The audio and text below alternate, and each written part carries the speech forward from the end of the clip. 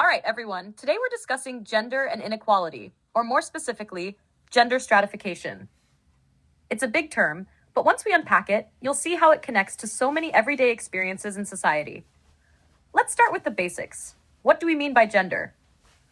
When we talk about gender, we're not just referring to biology, things like chromosomes or physical traits. Instead, gender is about the personal characteristics and social roles that a society connects with being male or female. Every culture has its own set of expectations for how men and women should act, dress, and even the kinds of jobs they should pursue. These social expectations shape much of our behavior and can have real consequences for how opportunities and resources are distributed. That brings us to gender stratification, which refers to the unequal distribution of wealth, power, and privilege between men and women. In simple terms, it's the social system that places men and women in unequal positions. Historically, and even today, men tend to occupy more positions of authority and influence, whether we're talking about corporate leadership, government, or entertainment industries. If we look at CEOs, top politicians, or major film directors, most of them are still men. This inequality extends to privilege too, shaping everything from career opportunities to safety in public spaces. Now, you might be wondering, aren't there real biological differences between men and women? Absolutely.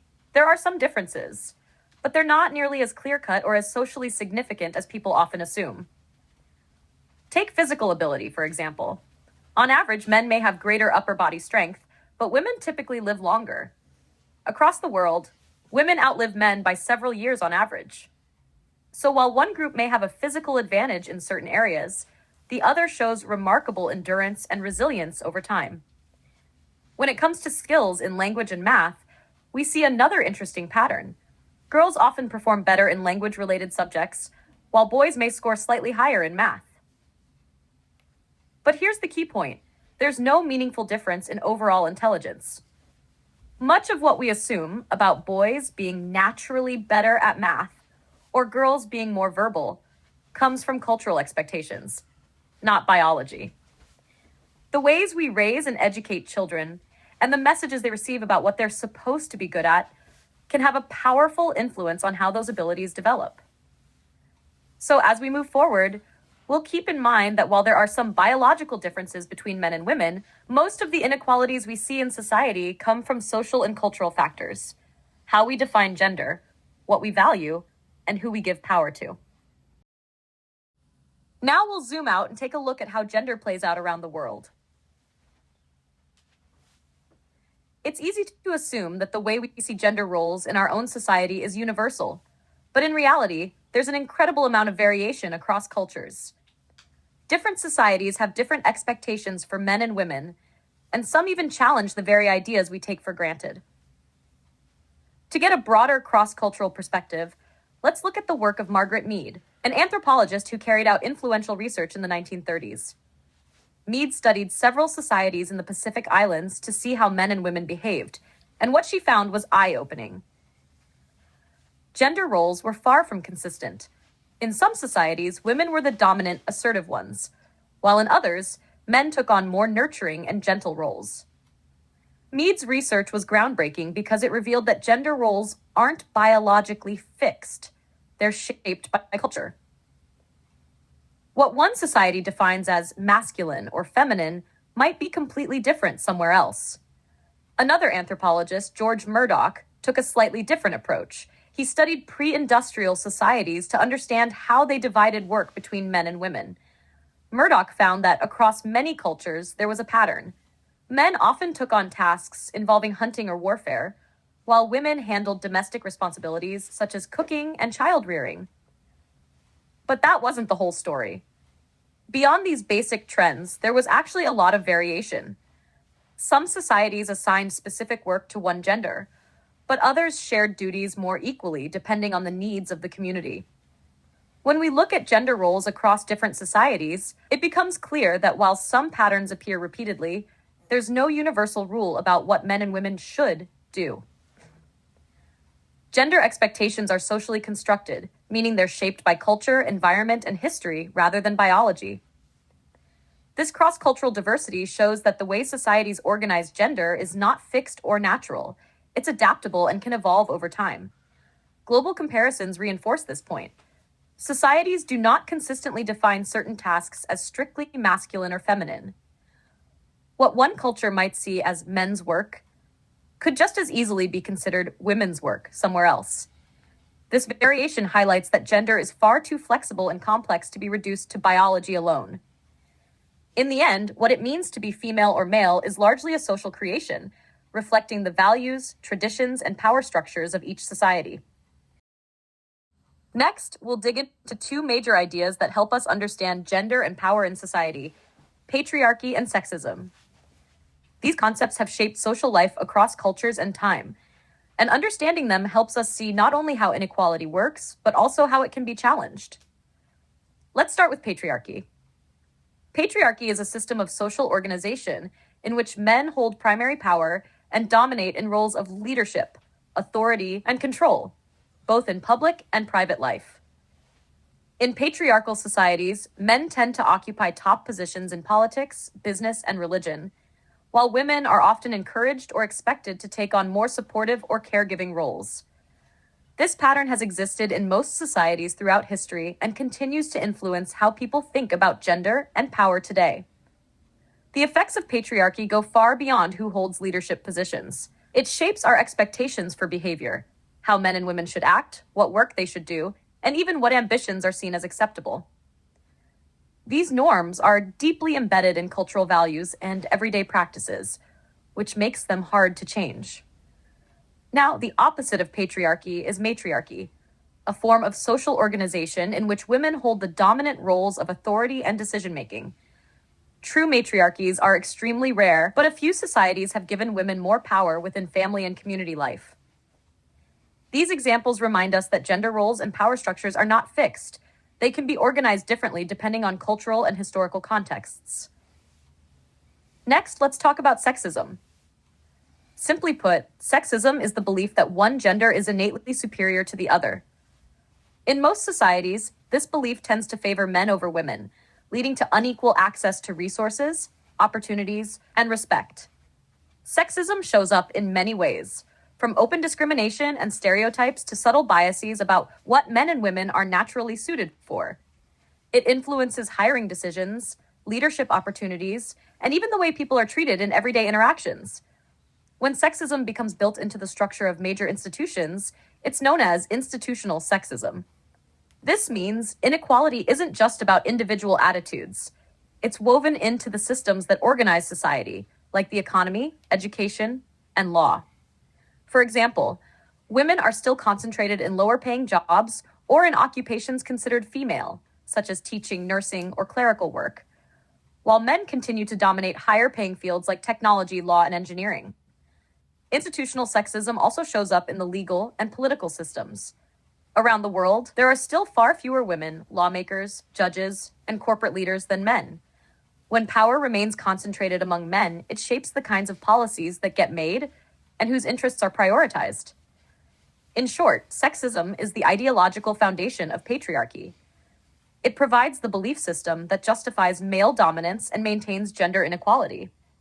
Understanding how patriarchy and sexism operate, both in people's minds and in social institutions, is key to recognizing how deeply these systems are embedded in everyday life, and why genuine gender equality requires not just changing attitudes, but transforming the structures that sustain inequality. Gender isn't just something we're born with, it's something we learn. From a very young age, we pick up on certain ideas about how men and women are supposed to behave. These learned expectations are called gender roles, the attitudes and activities that a society links to being male or female. We learn these roles through a process called socialization, which simply means learning how to act and think in ways that fit our society's norms. Now, let's connect this back to patriarchy. Remember, patriarchy is a system where men tend to hold more power than women. One of the main reasons patriarchy continues to exist is because we learn gender roles that help keep it in place. When we grow up being taught that boys should lead and girls should support, those ideas start to feel natural, even though they're socially constructed. From the very beginning, we're introduced to what some call the pink and blue worlds. Baby girls are often dressed in pink and given dolls or kitchen playsets, while baby boys are dressed in blue and handed trucks or sports gear. These small, early signals send powerful messages about what each gender is expected to like, do, and become.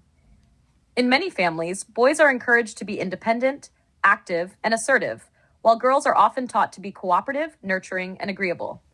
Of course, not every family follows this pattern.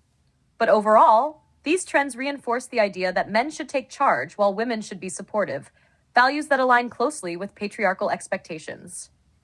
Our peer groups, friends, classmates, and playmates also play a major role in gender socialization. Think back to childhood games. Boys' games often focus on competition, sports, races, or video games with winners and losers, teaching skills like assertiveness, control, and leadership. Girls' games, on the other hand, tend to emphasize cooperation, playing house, group projects, or creative play where everyone contributes. These differences in play help reinforce ideas about men as competitors and women as collaborators. Socialization doesn't stop at home or with friends. It continues through schooling and the media. Both are powerful forces in shaping how we think about gender. In schools, we see clear patterns in what boys and girls study. In high school, more girls take classes like modern languages, dance, and drama, while boys dominate in computer science and physical education. At the college level, women now make up a majority of students. About 56% of those enrolled in public colleges and universities across Canada. However, even with this progress, there's still a divide in the programs men and women choose. Women tend to predominate in the health and social sciences, which are seen as people-centered fields, while men are more likely to study STEM subjects, science, technology, engineering, and math, which are often higher paying and more technical. These patterns reflect how deeply those early gender scripts continue to shape our choices later in life. Finally, let's talk about the mass media, another major influence. The media, whether it's movies, TV, advertising, or social media, has traditionally been dominated by white men, both on screen and behind the scenes. Men tend to be portrayed as strong, adventurous, or powerful, while women are often given less complex roles, usually centered on beauty, relationships, or domestic life. Advertising, in particular, continues to show women in domestic or decorative roles, while men are shown in professional, decision-making positions. Many ads also reinforce what's known as the beauty myth, the idea that a woman's value depends on how attractive she is. This myth pressures women to focus on appearance rather than accomplishment and contributes to self-esteem issues and unrealistic body standards. Altogether, these different social settings, family, peers, schools, and the media, work together to teach and reinforce gender roles. They don't just shape how individuals behave, they help sustain broader systems of inequality, like patriarchy, by continually reproducing the same expectations generation after generation. Understanding how gender is learned reminds us that it can also be unlearned, and that change is possible when we start questioning the norms that shape our lives. Next, let's take a look at how gender plays out in the world of work. In Canada and other industrial societies, women working for income has become the rule rather than the exception. If we look back to the early 1900s, only about 13% of women were part of the Canadian labor force, compared to 87% of men. Fast forward to 2021, and things look very different. Women now make up about 47.2% of the labor force, while men make up about 52.7%. That's a huge shift in just over a century and shows how women's participation in paid work has grown. But even with this progress, men and women aren't equally represented across all jobs. Women continue to be concentrated in a fairly narrow range of occupations, most commonly in teaching, nursing, administrative support, sales, and service work. These jobs are sometimes referred to as pink-collar jobs, and about 9 out of 10 workers in these occupations are women. While these roles are essential, they tend to be lower paying and offer fewer benefits than positions in traditionally male-dominated fields. We also see a clear connection between gender and a job's level of income and prestige. The higher the pay and the more status a position carries, the more likely it is to be held by a man. For example, in the US, only about 5% of the companies on the S&P 500 list have a woman as their CEO. So even though women make up almost half of the workforce, they're still vastly underrepresented in top leadership roles. Another factor worth noting is the type of employment women often have. Women account for 62.6% of all part-time workers in Canada. Part-time work often means lower wages, fewer benefits, and less job security. This can make it much harder for women to achieve the same economic stability and advancement as men. Now let's talk about unemployment. Interestingly, men tend to have slightly higher unemployment rates than women, although both tend to rise and fall together depending on the economy. One reason for this is that many men work in manufacturing, a sector that has declined significantly as many factory jobs have moved overseas. However, during the COVID-19 pandemic, women were disproportionately affected. Because so many women work in service jobs, such as retail, hospitality, and childcare, industries hit hardest by lockdowns and restrictions. They accounted for about 53.7% of employment losses between March 2020 and February 2021. So, what does all this tell us? While women have made enormous gains in the workforce over the past century, gender inequality is still deeply embedded in the types of work people do, the pay they receive, and the opportunities available for advancement. The persistence of occupational segregation, unequal pay, and barriers to leadership all show that the gender gap in employment is narrowing, but it hasn't disappeared. All right, next we're talking about how gender affects income, wealth, and work responsibilities, a key part of understanding gender and social stratification. Even though there's been a lot of progress over the years, the numbers still show clear inequality between men and women when it comes to pay and how household work is divided. Let's start with income and wealth. On average, women working full-time in Canada earn about 79 to 83 cents for every dollar earned by men working full-time. This isn't because women work less or have easier jobs. It's largely because men and women tend to work in different kinds of occupations. Women are still overrepresented in lower-paying jobs, such as sales, service, education, and administrative work, while men are more likely to work in higher-paying fields like engineering, business, and technology. Another key factor is that women still take on more family and childcare responsibilities. Whether by personal choice or social expectation, many women seek jobs that offer flexibility, often part-time positions or jobs closer to home, which can limit career advancement and earnings over time. And if a woman steps out of the workforce to care for children or family members, it's often difficult to re-enter at the same level, which further affects lifetime income and wealth accumulation. Then there's the issue of discrimination.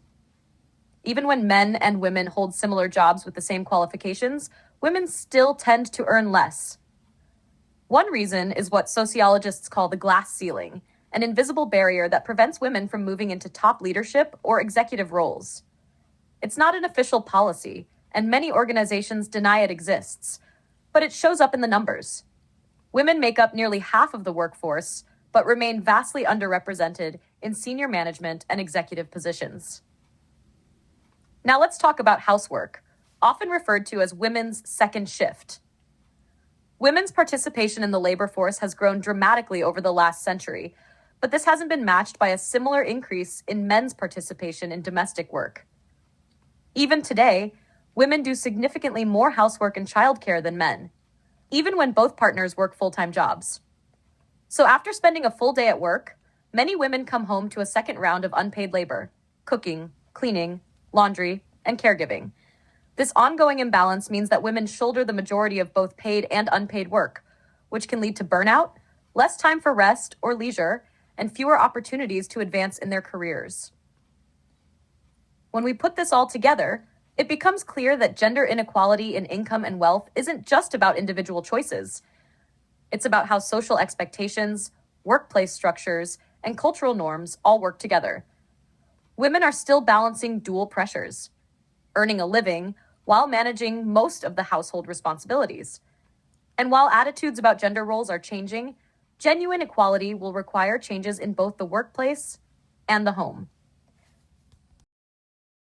Let's continue our discussion on gender and social stratification, focusing on two key areas where we've seen both major progress and ongoing inequality: education and politics. Education is one of the biggest success stories in the push for gender equality.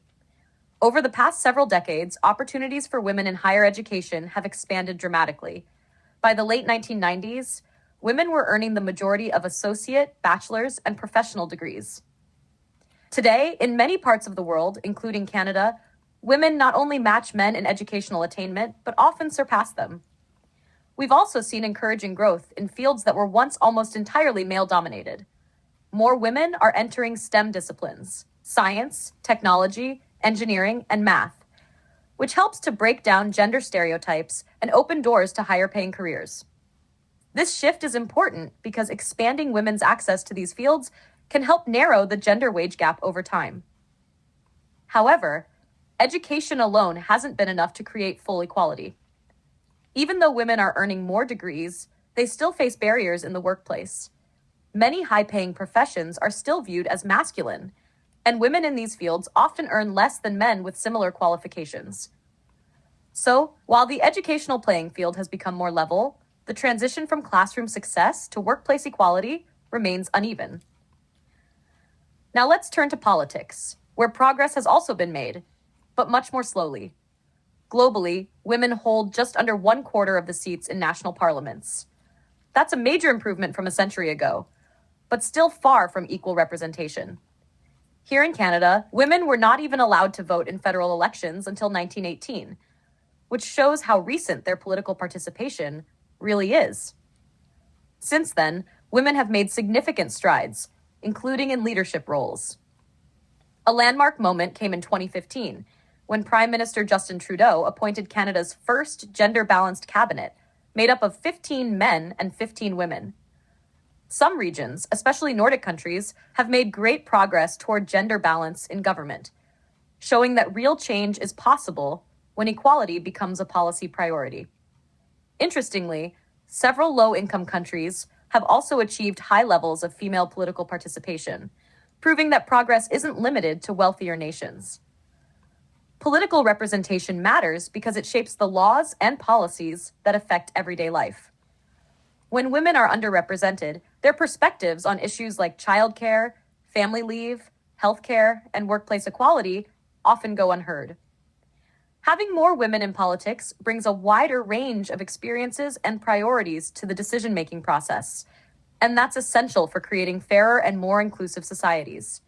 So in both education and politics, we see real signs of progress, but also clear evidence that equality is still a work in progress. Women have achieved greater access to opportunity, but social structures and cultural attitudes continue to limit how far that progress can reach. Now we're taking a closer look at gender and the military, another area where gender roles and equality continue to evolve. The question of women's place in the military has been debated for centuries: whether they should serve, in what capacity, and how they fit into an institution that's historically male-dominated. Over the last few decades, women have become an increasingly visible part of the Canadian Armed Forces. As of 2022, women represented about 16.3% of all Canadians serving in the military. That's a significant increase compared to earlier generations when women's roles were extremely limited or non-existent. Today, women can serve in nearly all capacities, from combat and technical positions to leadership roles, and many have made major contributions to the military's operations and culture. This progress represents an important step toward gender equality within one of society's most traditionally male institutions. However, even with these advances, debates about women's roles in the military continue. Supporters argue that women bring valuable perspectives and abilities, and that they have the same right to serve their country as men. Critics, on the other hand, often rely on outdated beliefs about physical strength or traditional gender roles to question women's participation. While policy has changed, culture has been slower to follow. The Canadian Armed Forces have long been described as having a machismo culture, one that emphasizes toughness, hierarchy, and male dominance. This environment can make it harder for women to feel fully included or respected. In 2015, a report led by a former Supreme Court justice found that sexual harassment was endemic within the organization, meaning it was widespread and deeply embedded in the institution's culture. This created serious barriers for women, not just to their comfort and safety, but also to their advancement within the military. 7 years later, in 2022, another Supreme Court justice reviewed the situation and concluded that not enough has changed in the military's handling of sexual misconduct cases. The report recommended that investigations into sexual offenses be moved out of the military's internal system and into civilian criminal courts to ensure more transparency and accountability. These findings show that while women's participation in the military has grown, the culture within the organization has been slow to adapt. Gender equality in the armed forces requires more than policy. It requires a shift in attitudes, accountability, and the dismantling of long-standing power dynamics. So, while progress is clear, the ongoing challenges remind us that true inclusion means more than just opening the doors. It means changing the environment inside so that everyone can serve with dignity, respect, and safety. Next, let's tackle a question that might sound a little unusual at first. Are women a minority? Now, that might seem strange because women make up roughly half of the world's population, and in most countries, they're actually not outnumbered by men. But in sociology, the word minority doesn't refer just to numbers. It's more about power, privilege, and social status. So let's define what we mean by a minority. In sociology, a minority is any group that a society distinguishes and then sets apart or subordinates, often based on physical or cultural characteristics. What makes a group a minority isn't its size, but rather its position of disadvantage within the larger social structure. From that perspective, it makes sense to consider women as a minority group. Even though they make up about half the population, women as a group tend to have less access to power, wealth, and influence than men. Across almost every measure, income, occupational status, political representation, and even personal safety, women on average hold less social power. For example, when we look at income and employment, women consistently earn less than men, even when doing similar work. And these inequalities become even more pronounced when we look at Indigenous women and women of color, who often face what we call double discrimination. Inequality based not only on gender, but also on race or ethnicity. These overlapping systems of disadvantage mean that Indigenous and visible minority women are more likely to work in lower paying jobs, have less access to education, and face higher rates of unemployment. So while women may not be a numerical minority, they experience minority conditions in terms of social status and opportunity. In other words, being a minority isn't about how many people there are in a group. It's about who holds the power and who doesn't. And when we look at society through that lens, it becomes clear that women, even as half the population, continue to face real and persistent inequality. All right, let's turn to a really serious and difficult topic: violence and gender. This issue shows how deeply inequality and cultural expectations are woven into society. Even though men and women can both experience violence, the patterns and causes often look very different, and they tell us a lot about how power and gender roles operate. In Canada, the rate of violence against women is about 1.8% higher than the rate of violent crimes against men. That might not sound like much, but the difference lies in the kind of violence women experience and who commits it. Most violence against women is perpetrated by men. About 83% of violent crimes against women involve male offenders. Much of this violence happens in personal or intimate relationships, where control and dominance play a major role. Sexual assault is one of the clearest examples of this. It's not really about sexuality. It's about power. When men use sexual violence, it's often a way of asserting control and reinforcing gender inequality. This is what sociologists refer to as rape culture, a society where sexual violence is normalized, excused, or downplayed. It's found in everything from jokes about assault to the idea that women should have known better or not dressed that way. These attitudes make it harder for survivors to come forward and easier for perpetrators to escape accountability, allowing the cycle to continue. Indigenous women in Canada face especially high rates of violence, with greater risks of severe assaults and a higher likelihood of fearing for their lives.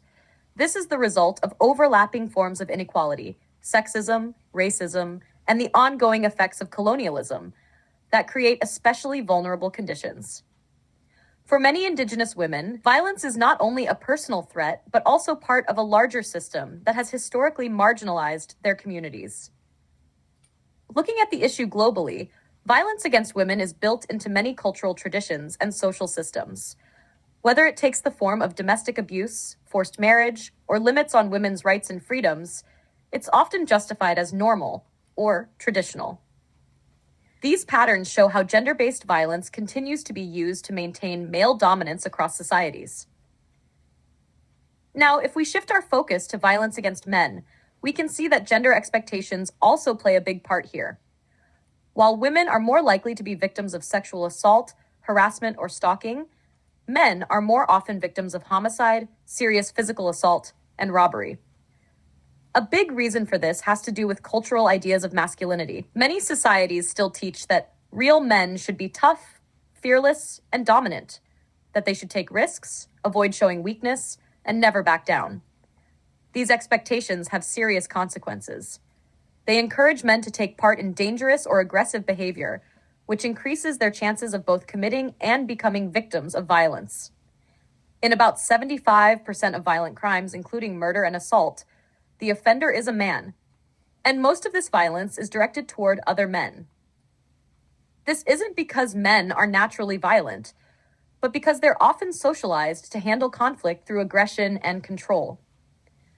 The same social pressures that encourage aggression can also harm men emotionally. When men are taught to hide vulnerability and avoid asking for help, they often experience isolation and stress. Over time, this can lead to serious mental health problems. In fact, the suicide rate for men is about 3 times higher than for women, reflecting how difficult it can be for men to express pain or seek support in a culture that equates masculinity with toughness. So when we look at gender and violence together, we can see that it's not just about individual behavior. It's about power, expectations, and culture. Violence against women reinforces control and inequality, while violence involving men often stems from the pressures of proving masculinity. Both forms show how destructive rigid gender norms can be, and how deeply they affect everyone in society. We'll now cover a tough but really important topic: sexual harassment. This issue affects millions of people, especially women, and understanding what it is, why it happens, and how it's often minimized helps us see just how serious it really is. Let's start with a clear definition. Sexual harassment refers to comments, gestures, or physical contact of a sexual nature that are deliberate, repeated, and unwelcome. It's not about a one-time awkward comment or a misunderstanding. It's about ongoing, intentional behavior that crosses personal boundaries and makes someone feel uncomfortable or unsafe. Sexual harassment can take many forms. It might show up as inappropriate jokes, unwanted touching, sexual advances, or even repeated messages and comments that someone has clearly said they don't want. These behaviors can make a workplace, classroom, or any environment feel hostile and unsafe, especially for people who are already in vulnerable positions. Most victims of sexual harassment are women. One major reason for this lies in the cultural expectations around gender and sexuality. In many societies, including Canada, men are often encouraged to be sexually assertive and to view women in sexual terms.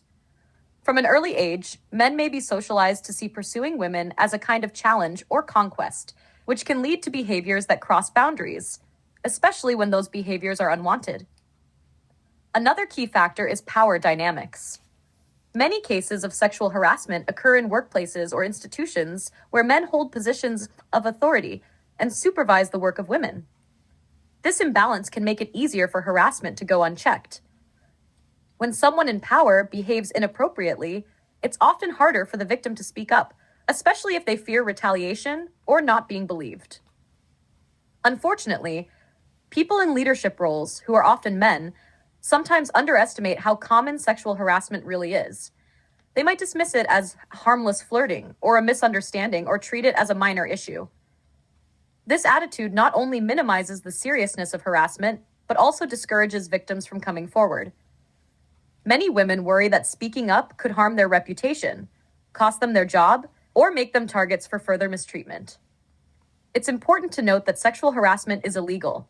It violates provincial human rights codes and workplace safety laws. But beyond the legal side, it's a social problem rooted in power, gender inequality, and cultural attitudes about sex and authority. Recognizing how deeply these issues run is the first step toward creating safer, more respectful environments where everyone can work, learn, and live without fear of being harassed or dismissed. Pornography is definitely a controversial topic, but it's one that plays a big role in shaping society's ideas about sex, power, and gender. Understanding it through a sociological lens helps us see that pornography isn't just about sexual content. It's about how gender and power are represented and how those representations can affect real attitudes and behaviors.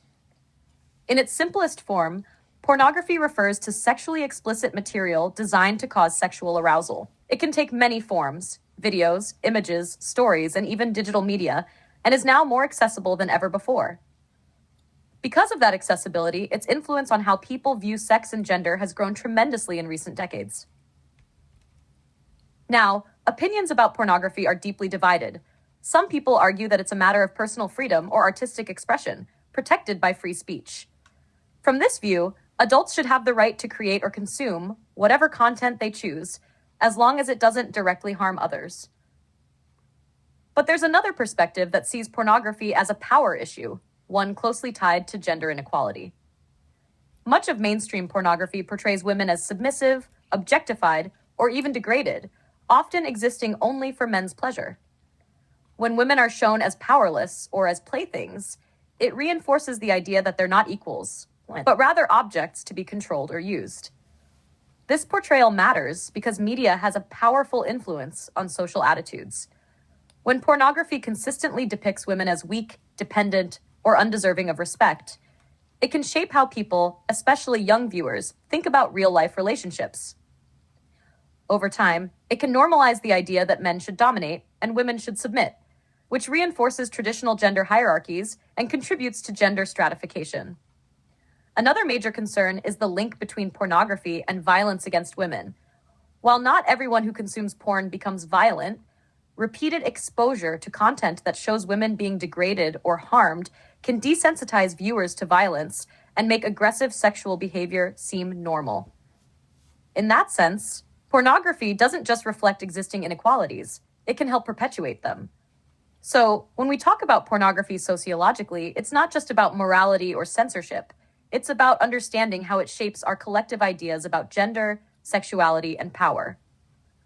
The concern isn't simply that pornography exists, but that it often reinforces systems of domination that make equality harder to achieve. And that's why it's such an important, if uncomfortable, topic in discussions about gender and social inequality.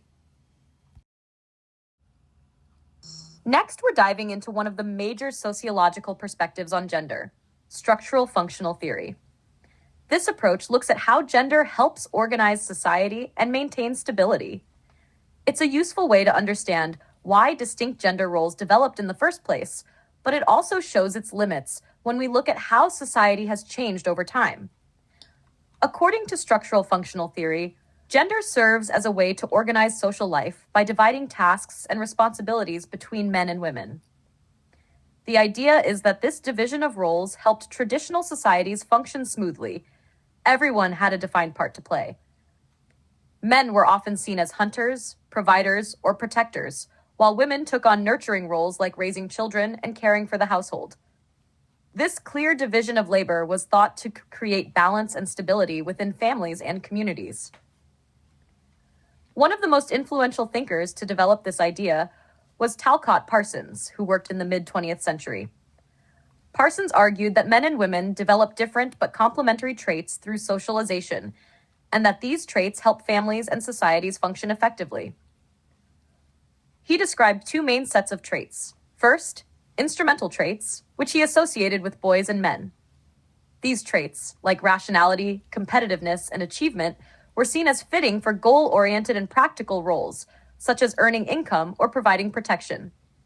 Second, expressive traits, which he associated with girls and women.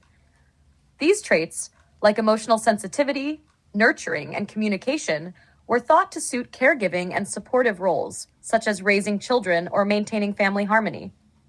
In this view, families work best when men and women play complementary roles, each contributing in different but equally important ways.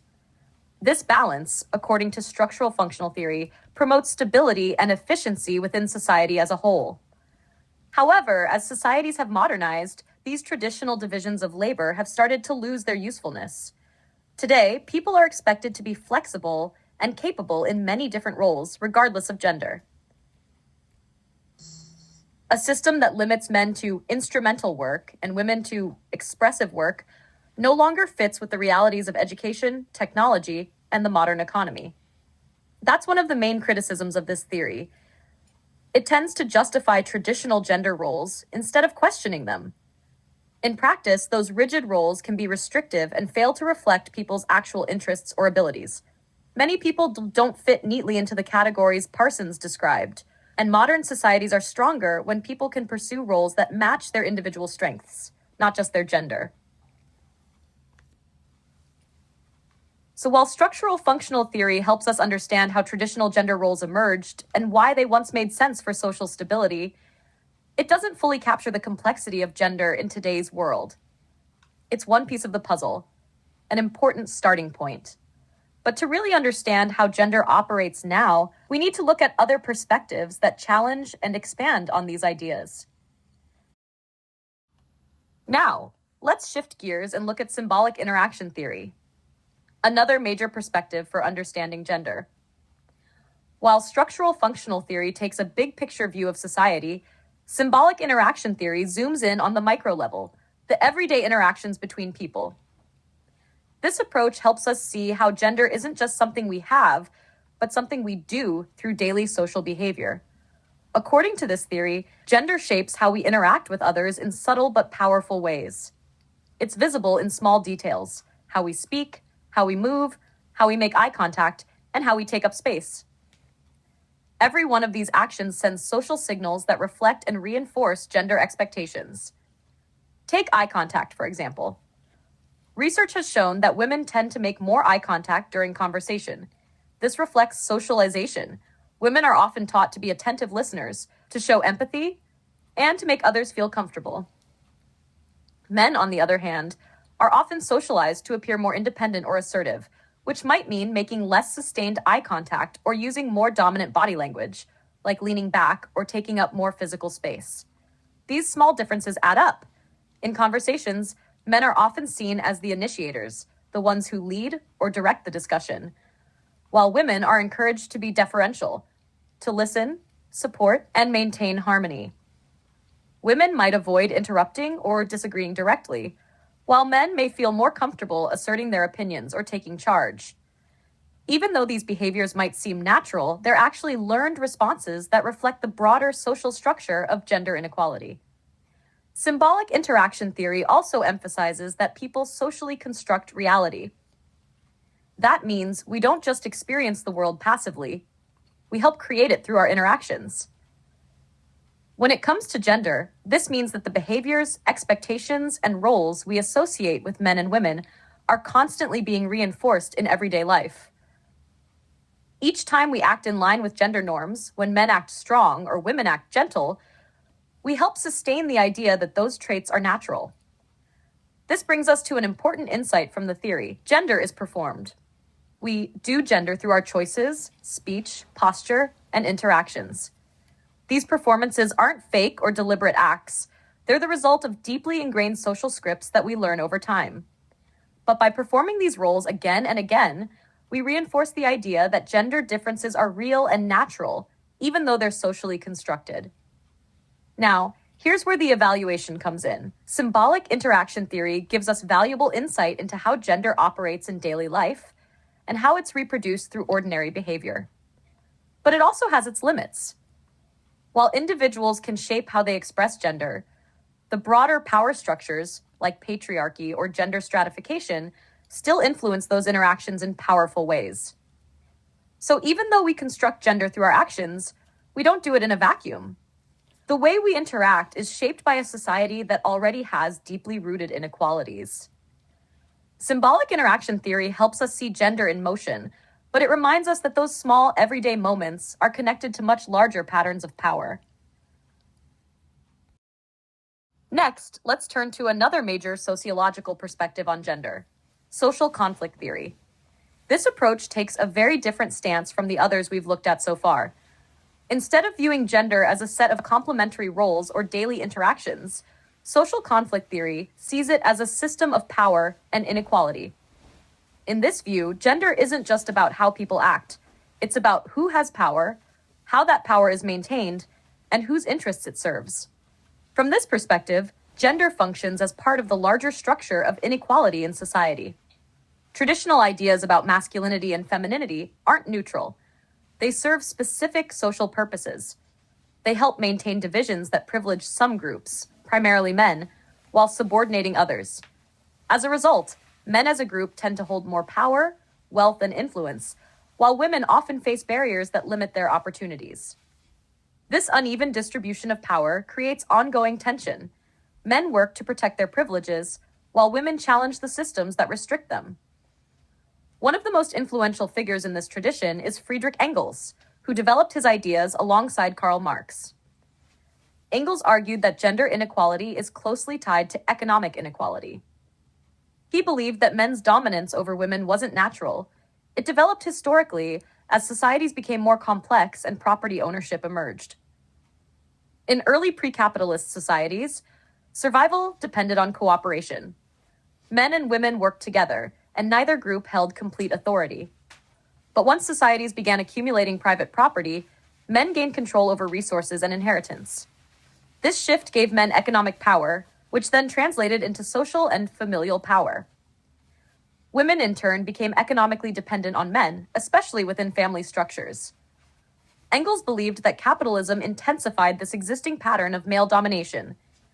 Under capitalism, men benefit in two key ways. 1, they are paid for their labor, giving them economic independence and status.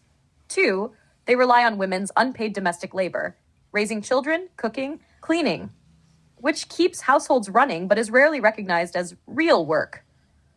Engels called this double exploitation. Capitalism profits from both men's paid labor and women's unpaid contributions, reinforcing inequality by keeping women economically dependent and undervalued. He also argued that capitalism assigns different gender roles that serve its own survival. Men are positioned as workers and providers, while women are encouraged to be consumers. Men produce, women consume. Both roles are essential to capitalism, but they're rewarded unequally. Men gain economic and social status, while women's contributions are often reduced to emotional or domestic labor. However, social conflict theory doesn't claim that male domination began with capitalism. It existed even in pre-capitalist and some socialist societies.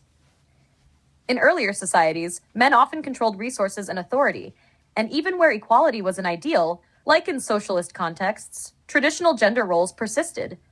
This shows that inequality between men and women isn't just an economic issue. It's also deeply cultural and historical. Social conflict theorists argue that to achieve genuine equality, society would need to minimize or eliminate gender as a structural category altogether, removing the economic, political, and cultural systems that give men greater access to power. But not everyone agrees with this conclusion. One criticism of the theory is that it can sometimes downplay cooperation between men and women. By focusing so much on power struggles, it risks portraying gender relations as purely antagonistic, as if men and women are always in opposition. In reality, many aspects of social life, families, workplaces, communities, depend on collaboration and mutual support between the sexes. These cooperative dynamics are often overlooked in the conflict framework because it's primarily concerned with inequality and domination. Another limitation is that while the theory effectively links gender to class and economics, it can oversimplify the issue by blaming capitalism alone. In truth, gender inequality existed long before capitalism, and continues in societies that aren't capitalist. This suggests that dismantling inequality requires more than economic reform. It requires addressing deeply rooted social and cultural norms that shape how gender is understood and practiced. In the last part, we talked about how gender inequality is tied to class and power, especially under capitalism. Now let's add another layer to that discussion with intersection theory, which helps us understand how gender doesn't operate in isolation. Inequality is rarely just about one thing. To really understand how people experience inequality, we need to look at how gender, race, and class intersect and shape one another. Intersection theory focuses on how these social dimensions overlap to create multiple layers of disadvantage, or in some cases, privilege.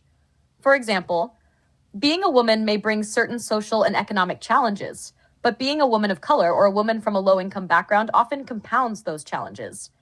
In these cases, sexism, racism, and class inequality interact to create a unique set of barriers that can't be explained by looking at gender, or any single factor, on its own.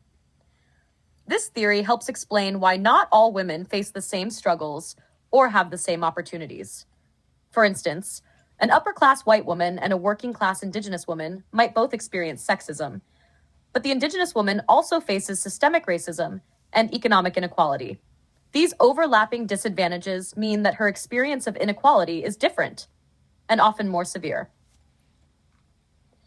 When we look at intersection theory within the social conflict framework, it becomes clear that power and privilege don't exist on a single level. They stack up depending on where a person sits in the social hierarchy. For example, an upper-class woman might face sexism in her workplace, but still benefit from her wealth, education, and social connections. Meanwhile, a woman of color in a low-wage job may face discrimination tied to gender, race, and class all at once, with far fewer resources to overcome these barriers. Research consistently shows that when these inequalities overlap, they don't just add up, they reinforce each other, making inequality more persistent and harder to escape. A person who belongs to more than one marginalized group often faces barriers that are deeper and more complex than those faced by people who experience only one form of discrimination. The real strength of intersection theory is that it broadens our understanding of inequality. It reminds us that there's no single women's experience or men's experience. Instead, people's lives are shaped by a combination of gender, race, class, sexuality, and other social factors, all of which influence their access to opportunity, privilege, and power. So intersection theory challenges us to move beyond one-dimensional ways of thinking. It pushes us to recognize that systems of power, like patriarchy, racism, and classism, work together to produce very different realities for different groups. By understanding these intersections, we can better grasp the full complexity of social inequality and the diverse experiences of people within our society. All right, now let's talk about feminism. At its core, feminism is the belief in and advocacy for social equality between men and women. It challenges patriarchy, the system that gives men more power and privilege, and works to eliminate sexism in all its forms. Feminism isn't about one gender being better than the other. It's about creating a society where everyone has equal access to opportunities, rights, and respect, regardless of gender. Feminism is both a movement and a philosophy, and it's built around a few key ideas that guide how feminists think and act. Let's go through some of these main principles. The first is taking action to increase equality. Feminism is about actively pushing for change through advocacy, education, and policy to ensure that men and women have equal opportunities. This includes fighting for equal pay, representation in leadership, and fair treatment in workplaces and schools. Feminists understand that equality doesn't just happen. It takes deliberate effort to challenge systems and practices that keep inequality in place. The second idea is expanding human choice. Feminists believe that everyone should be free to choose their own path in life without being confined by traditional gender roles. For example, men should feel free to be caregivers, and women should feel free to pursue leadership roles without judgment or pressure. The idea here is to allow people to live authentically, based on their interests and abilities, not on what society says they should do. The third goal is eliminating gender stratification throughout society. Gender stratification refers to the unequal distribution of wealth, power, and privilege between men and women. Feminism works to dismantle these hierarchies, whether in politics, business, education, or the family, so that opportunities aren't determined by gender. Another major focus is ending sexual violence. Feminists have been central in bringing attention to issues like sexual harassment, assault, and abuse, problems that have often been ignored or minimized. The goal is not only to support victims, but also to change the cultural attitudes that allow violence and exploitation to continue. Ending sexual violence is about creating a safer, more respectful society for everyone. And finally, feminism emphasizes promoting sexual freedom. This means supporting people's right to make decisions about their own bodies and relationships. It includes access to reproductive health care, freedom from judgment based on sexual orientation or identity, and the ability to express one's sexuality safely and freely. So in short, feminism is about equality, choice, and freedom. It's about challenging the systems and beliefs that limit people based on gender and replacing them with fairness and respect. Whether it's through policy change, social movements, or everyday conversations, feminism continues to shape how we think about equality and justice in the modern world. We need to break down the main types of feminism. While all feminists share the same core belief in gender equality, they have different ideas about what causes inequality and how to fix it. Each perspective brings something unique to the table, helping us see gender inequality from multiple angles. We'll start with liberal feminism, which is probably the most familiar to many people. Liberal feminists believe that everyone, regardless of gender, should have the freedom to develop their own abilities and pursue their goals. The focus here is on reform, not revolution. Liberal feminists work within the existing social and political systems to create equality. They advocate for laws that guarantee equal rights, better access to education, fair pay, and workplace equality. The goal is to remove barriers that hold women back so everyone can have the same opportunities to succeed. Next is radical feminism, which takes a more transformative approach. Radical feminists argue that the roots of gender inequality go much deeper than unfair laws or policies. They're built into the very structure of society itself. They believe that to achieve true equality, we need to completely rethink and eliminate the concept of gender as we know it. This means challenging traditional roles and expectations and reshaping society into one where people aren't categorized or limited based on their sex. Radical feminism calls for a fundamental reorganization of social institutions to create a genuinely gender-free world. Then we have socialist feminism, which connects gender inequality to the economic system. Socialist feminists argue that capitalism and patriarchy work hand in hand. Under capitalism, wealth and power are concentrated in the hands of a small number of men, creating both class and gender inequality. Women are doubly disadvantaged.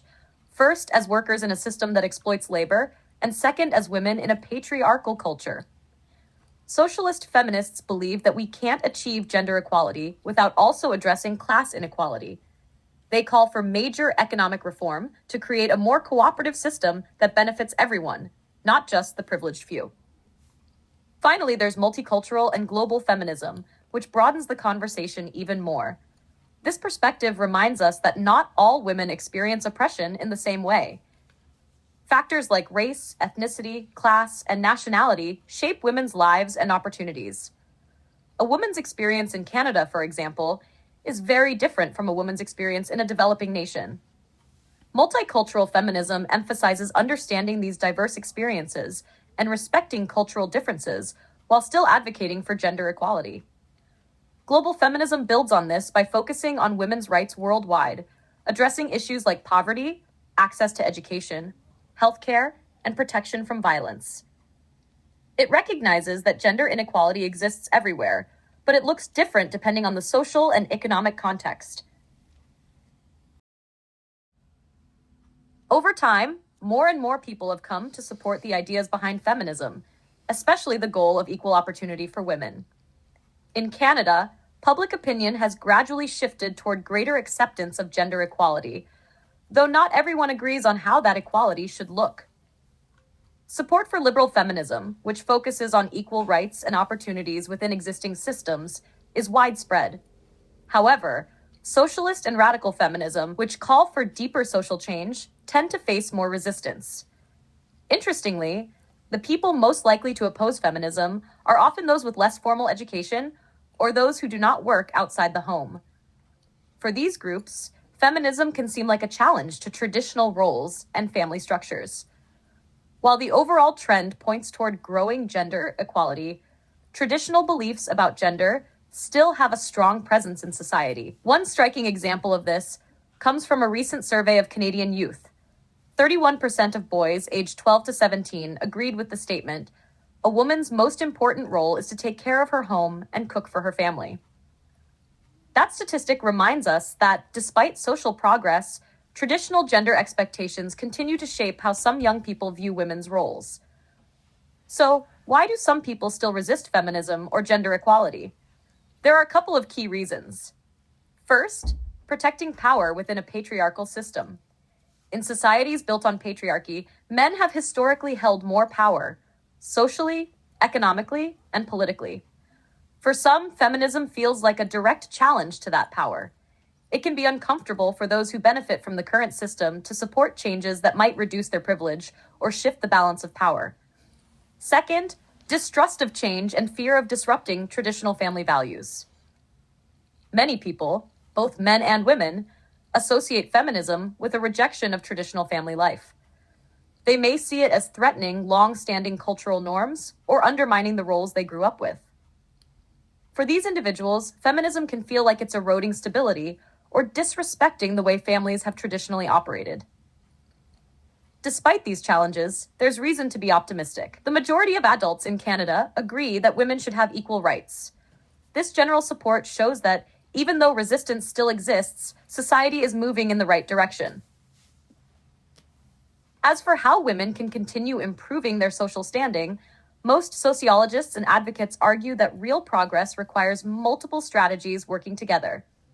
Legal and policy reforms, such as equal pay legislation and family support programs, need to go hand in hand with cultural change that challenges stereotypes and education that promotes equality from an early age.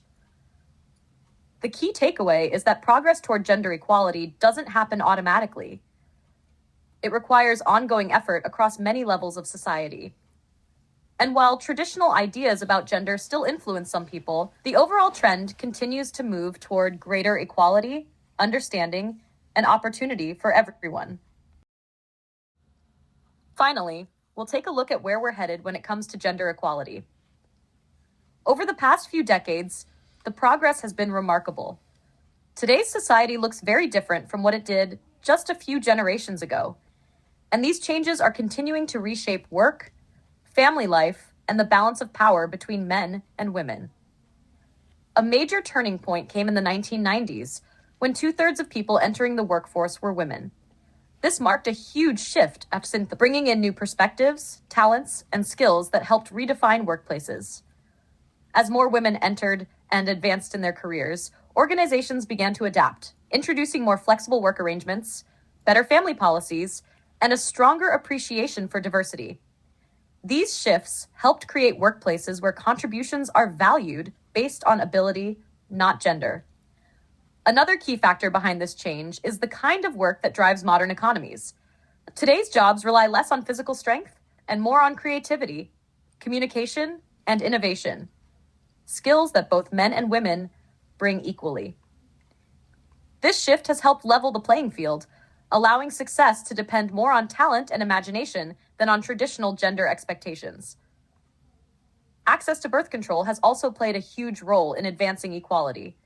Having the ability to make choices about if and when to have children has allowed women to pursue education, build careers, and make long-term plans that fit their personal and professional goals. This freedom of choice has been one of the most important social changes contributing to gender equality. At the same time, sexual harassment is finally being taken more seriously. Workplaces and institutions have started implementing stronger policies, education, and accountability measures to address harassment and create safer environments. These changes are helping foster a culture of respect, something essential for true equality and fairness.